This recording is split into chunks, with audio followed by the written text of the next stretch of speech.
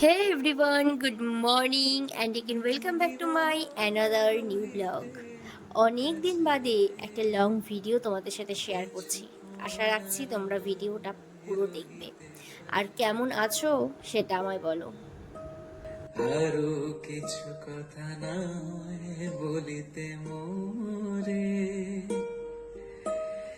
এই মধুক্ষণ মধুময় হয়ে নয় উঠিত ভোরে।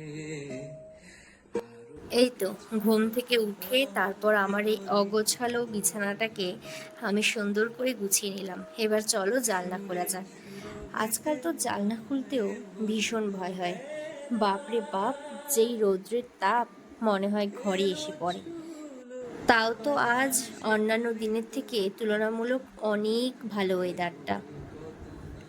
কুলের কুড়ি রয়ে রয়ে যেত ঝরে ও গো। চলো এবার বাইরে যাওয়া যাক।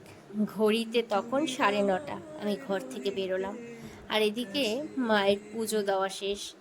তারপর ফ্রেশ হয়েই আমি সোজা চলে গেলাম রান্নাঘরে নিজের জন্য এক গ্লাস লেবু জল করতে।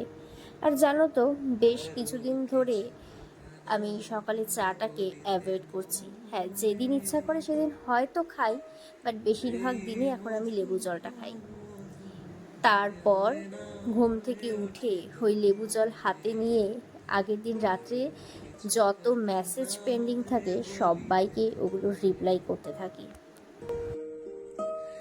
সুরে সুরভিতে না হয় ভরিত বেলা এলো ছুলো। তারপর মা ব্রেকফাস্টে করছিল পেঁয়াজ লঙ্কা দিয়ে গোলা রুটি।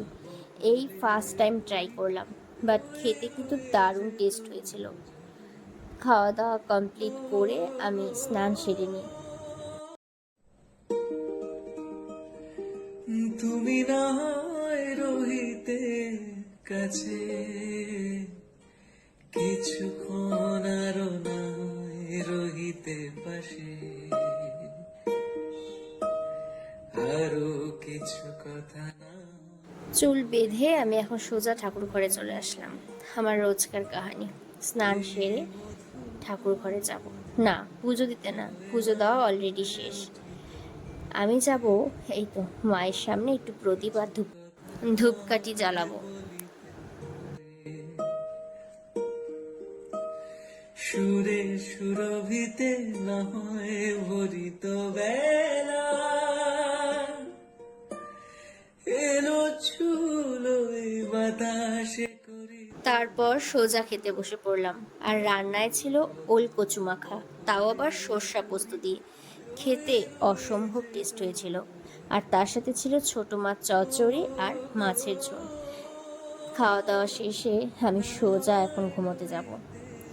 দেখা হচ্ছে খুব তাড়াতাড়ি নেক্সট ব্লগে। আজকের কিছু ভালো লাগলে অবশ্যই লাইক, কমেন্ট আর হ্যাঁ, প্রচুর প্রচুর শেয়ার করে দিও।